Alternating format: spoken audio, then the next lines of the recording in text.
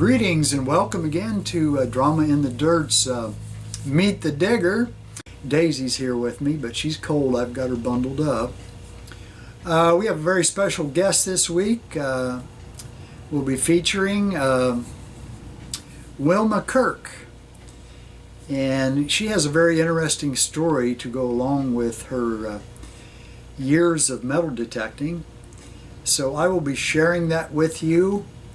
And I think you'll be glad that I did, because when she told me the story, I thought, you know what, people need to hear this. And it reiterates something that I know the metal detecting code of conduct, I believe is what they call it, emphasizes that you should contact your local sheriff or your police department in your area and tell them that you have a metal detector and you have a level of skill, and that if they ever need someone to either locate casings or some other item, a bullet, then they should know that you would be available to do that for them. But this has a little different twist. The story is one that we probably all know, those of us who have lived a little bit longer, and we remember when it happened. So I'll be sharing some footage from that event, and then Wilma's part in that. So I think you'll find it very, very interesting. So Wilma, thanks for sharing with us. Wilma has been on our Facebook Drama in the Dirt for some time. I can't remember just when, but she's very active, and we appreciate her comments and her input. So and her likes, of course. Don't forget, we'll be having, I'll have 15 Shot Friday coming up with my Snub Nose 38. If you're into shooting sports, you might enjoy that. I'm going to do a little better on the photography this week, I promise you, so I think you'll really enjoy that. And then, of course, Saturday will be our main program. We'll be highlighting our dig with Nick Davis, so we've got some very interesting things to find. And then I'll kind of incorporate some digs that I had myself through the week. So hopefully it's not real confusing, but I located a piece, well, a couple of pieces I am just so glad to have recovered.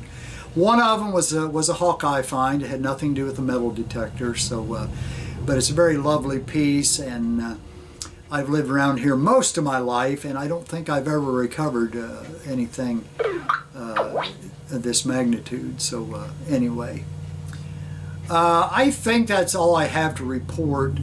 So we'll be on with meeting Wilma and sharing with you this very special happening in her life back in the 80s. So all right, thanks again. Plan to join us next week for Meet the Digger. I'm not sure who I'll have on next week, so I'll have to be investigating that.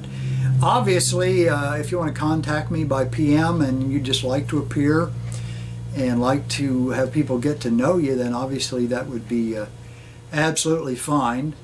I wouldn't consider horning in or anything like that, so I'm always open for suggestions.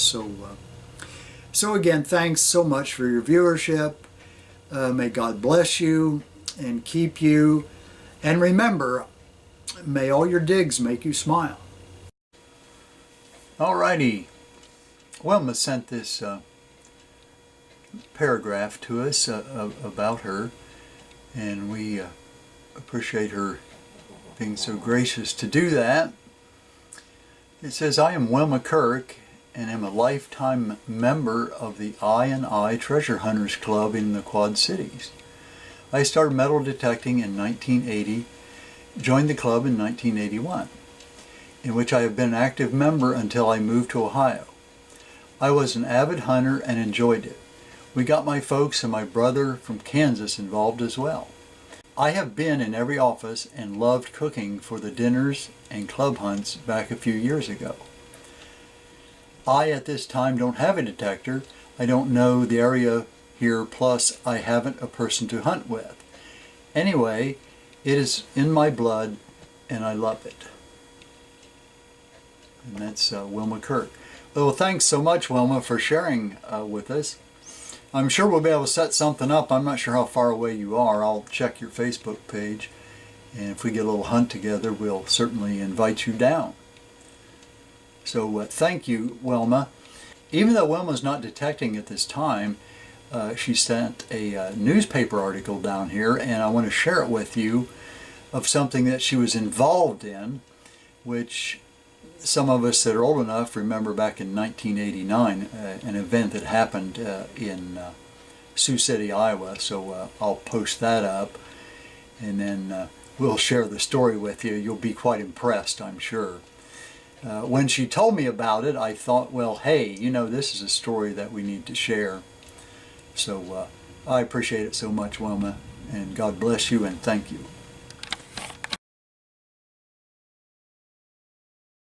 Wing is now running at maximum power, like a pinwheel. It's just causing the airplane to rotate because the engine's pushing it around. When the tail broke off, the airplane is much heavier forward, so the airplane is now coming up in the air like a seesaw that somebody got off. The cockpit is getting pointed straight to the earth, and we skip like a pogo stick. First skip, when I saw the windshield go dark brown and green and I still felt the air conditioning, we were still integral to the aircraft. The stress caused the cockpit to break off like a pencil tip. The main wreckage slammed on its back and slid into a cornfield across an active runway. Burning there. Debris everywhere.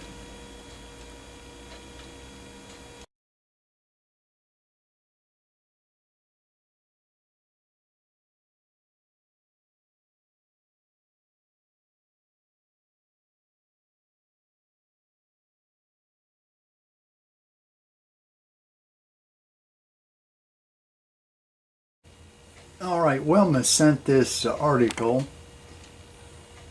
and I'm going to try to read some of it. Unfortunately, the page is kind of clipped off at the sides, but as you see, it reads Heart International, and then to the left there it says FMDAC. That's a metal detecting and archaeological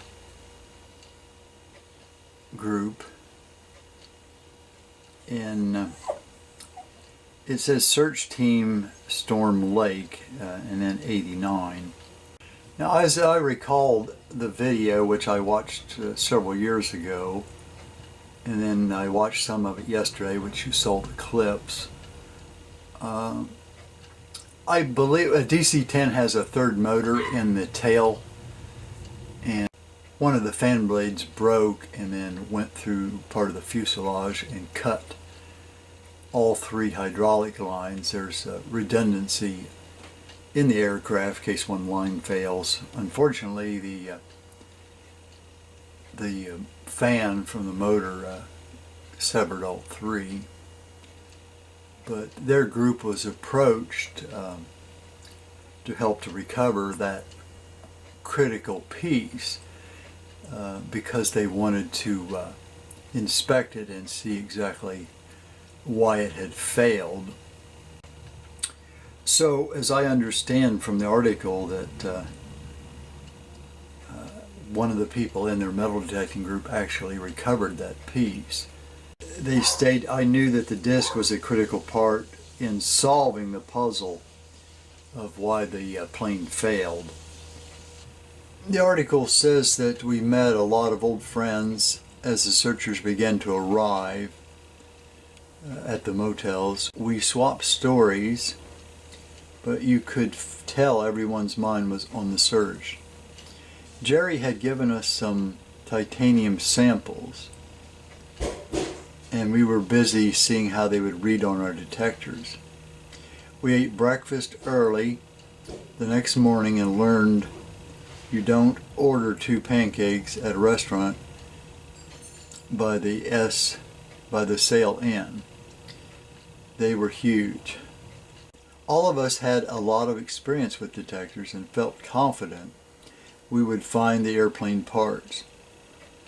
If they were there, we also knew it was going to be a mighty hard search. I don't think anyone was thinking about the reward money. Our thoughts were rather on the plane crash and the people killed. We hoped we could in some small way help prevent it from happening again. We started searching on the Sorensen farm. This was the place Mrs. Sorensen found the disc. We started across the picked cornfield, 110 searchers wide. We soon learned there were a lot of metal pieces besides airplane parts. We continued across the picked bean field, heading back, and we got our first airplane part. Lincoln had found fan blade number 34. We were all encouraged. Jerry told us it was a $1,000 reward part, and he felt we had accomplished something. We were working toward the area where the disc was found and saw a large hole with a few standing corn stalks about it. He did find some balance weights and a few other small parts. Friday, October 15th, we searched hard but found very little until late in the day. We found a bolt, a few pieces of bearing race were also found. And then the article mentions that they had a lot of news media out, and many searchers enjoyed seeing themselves on TV and reading the story. But our numbers dropped to 90 the second week and 35 new searchers. The article also mentions that Bill Smith donated a 10-ounce silver bar, which really spurred the searchers on. It says that someone found a fan blade retainer and won the 10-ounce bar.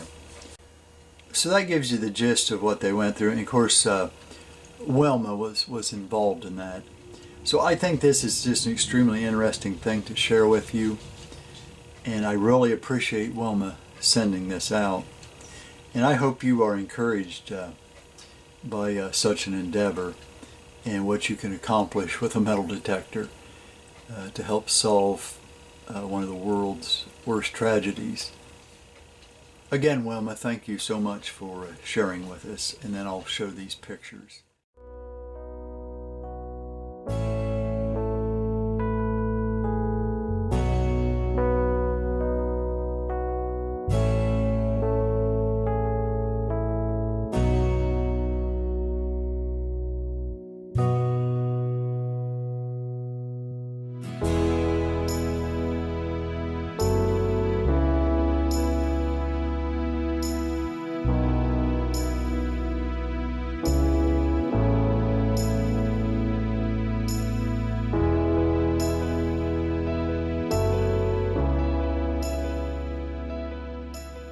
Wilma's been on our Facebook, Drama in the Dirt, for quite a while. Gotta have a dog barking. Sparky!